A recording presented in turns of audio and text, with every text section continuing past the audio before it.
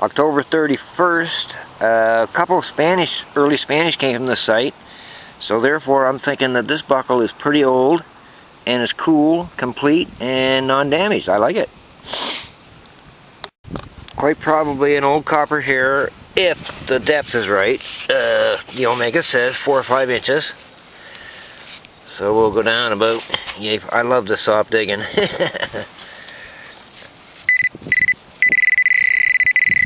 Yeah, well, possibility.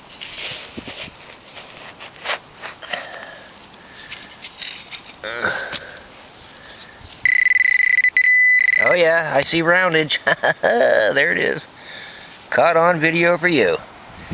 And it's in pretty damn nice shape. I'm going to switch over to close up just a sec. Yeah, it's a super condition. New Brunswick copper. Let's see here. New Brunswick.